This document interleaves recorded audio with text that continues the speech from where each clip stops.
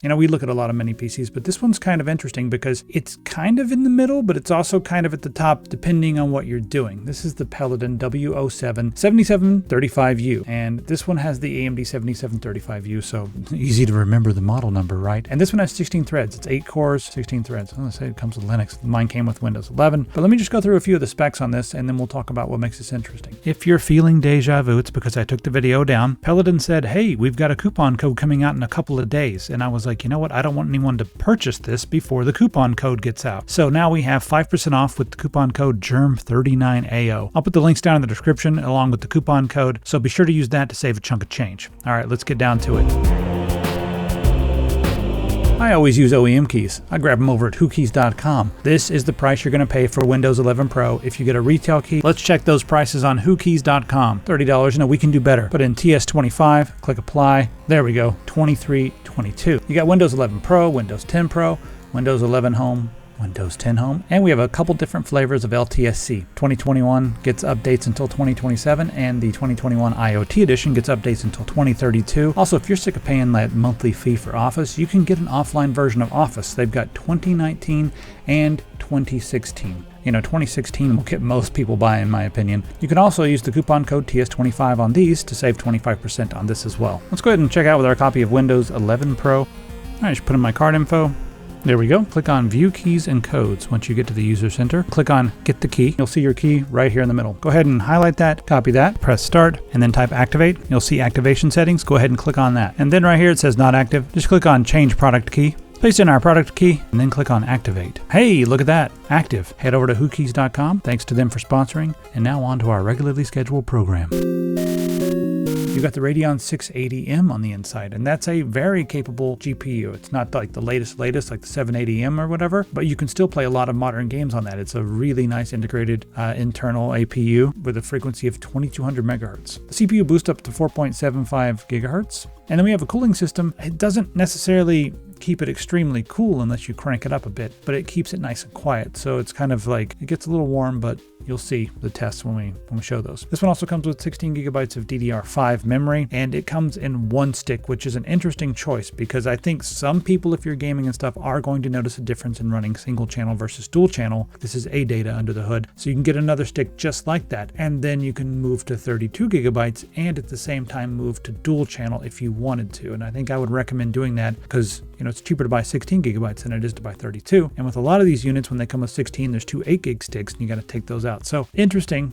And if you're just going to be running it in single channel, expect a few FPS slower in some of your games, but not that big of a deal otherwise. Also, we've got a 512 gigabyte NVMe SSD. This is a PCI Express 3. TDP on this is only 30 watts. And with this many cores and stuff, you can do, 4K editing and everything else. As far as 4K goes, well, we do have plenty of support for lots of different monitors. So you got a DisplayPort 1.4, you got HDMI 2.0, and one of the USB 3.2 ports can also work as a DisplayPort, giving you 3 monitors in total. For the wireless connectivity, we got Bluetooth 5.2 and Wi-Fi 6. Let's take a look at all the ports. So on the front, we got our power button, then we have our 2-in-1 audio jack. That's for headphones and microphone. Then we got a Type-C port. You have 2 USB 3.2 on the front. I found that these USB 3.2 ports, you can daisy chain so many different things or plug them up to hubs. I've got like half the stuff on my desk right now, webcam and everything else plugged into one USB 3.2. So they're quite capable, not quite USB 4, but quite capable. Then looking at the back, we got our power port, another Type-C port right there. Then we have our LAN 2.5 gigabit port, USB 2.0, 2 of those, and our display port. Beside that is our Kensington lock. It's tiny,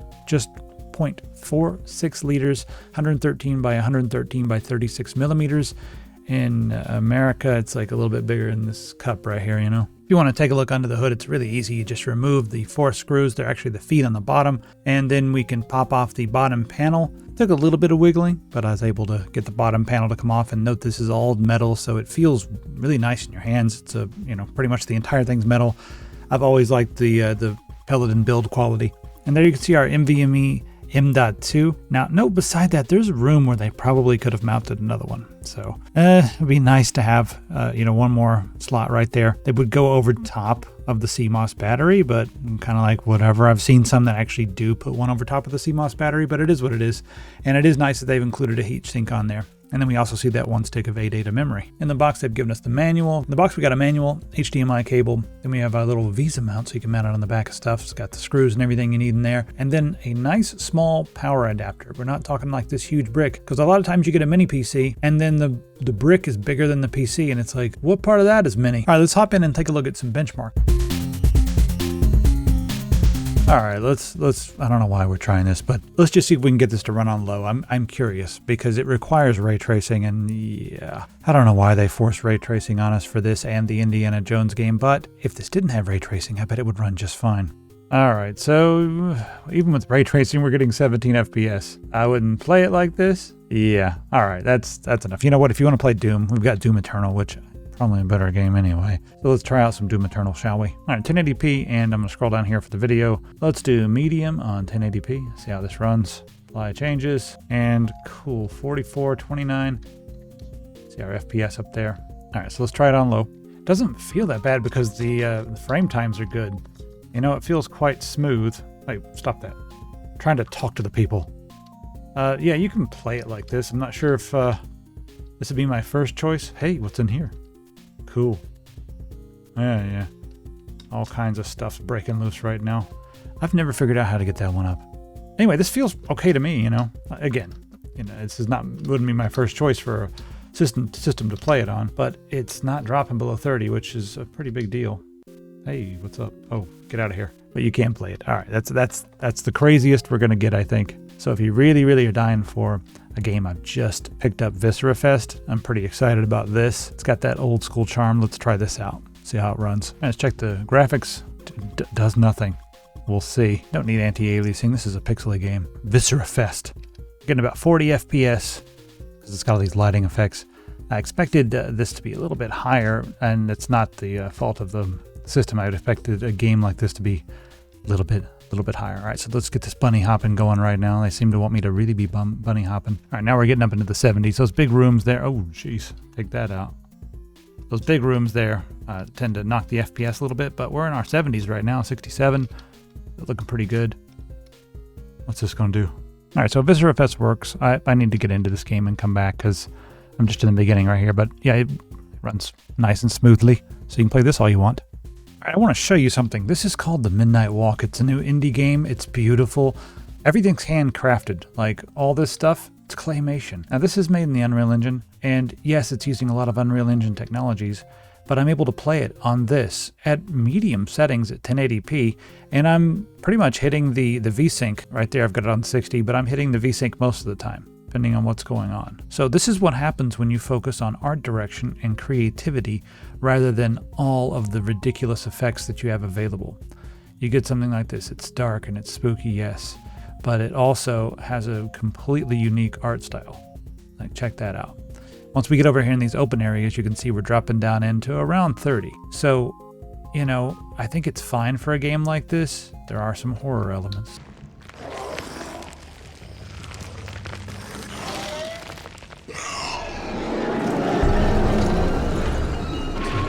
Beware. There are some monsters somewhere out there. I should be, you know, doing this with my headphones, but I don't have my headphones on right now. Hopefully it's okay. Hopefully nothing will eat me. There we go, give me that. Each time you light a candle, it opens up a new path for you. So my only gripe about this game so far is the fact that the FOV is very small and you can't change it. So it's Unreal Engine, so maybe I'll be able to change it by going in and messing around with the config files and stuff, but I wouldn't, you know, I won't have to do that. I want to be able to just play. Let's see what happens here. Check out that claymation. So 44 FPS, I can't believe how good this looks on medium settings. And I can't believe that it's playing on this tiny little machine right here. So yeah, this is a game if you want something that's, you know, looks really modern. This gives you an idea of what we could be doing if we focused on creativity and art style rather than just fidelity and every effect in the book being thrown into your eyes at the same time. That's uninspired, but this is inspired. Check it out. If you're looking for another awesome indie game, I highly recommend Slipstream. I have a ton of fun with this. It's a game mostly about drifting, which I'll show you in just a second. Now, Slipstream was actually made by someone who's a member of the community. They created many of the shirts on our store, and then they went off to do this. So it's pretty freaking awesome. And not only does the game feature some beautiful pixel art, but it's also a lot of fun to play. So I highly recommend Slipstream, and I would say that even if this person weren't a member of the community, they just made this game on their own. It's a ton of fun if you like the old school, like Sega style arcade racers and Namco style arcade racers, then I think you'll quite enjoy this. So check out Slipstream. It runs beautifully on this system, as you can see right here, just hitting the 60 FPS cap. All right, let's take a look at Valley running at 1080p on high. You can see we've got a pretty decent score here, 37.1 FPS score of 1554, and I don't know what the HDMI is doing. Push it a little bit harder and try out superposition. Average 22.15 on the 1080p medium setting, 2961. If you're playing along at home, let me know what you got. All right, next up, let's take a look at Geekbench. Our single core score, 2027, and our multi-core, 7674. Scroll down here, you can see all the information, 8 cores, and all of the different tests. I'll scroll down so you can see them all. And then for the OpenCL score, 21271. Scroll on down so you can see all of those tests again. Cinebench, our single core score, 1494, as you can see right there, in between these two i7s that are a couple generations old, and a little bit faster than the 7700K on the single core. Let's check out the multi-core, and you can see it's a little bit faster than an i9 9880H, which is a mobile CPU. A little bit faster than the first gen Ryzen stuff as well. So not quite as fast as these Threadrippers, but you can see where it fits in right there with those 8 cores and 16 threads. 10.352. All right, let's check those temps, and it is hot. 90.4 degrees right now.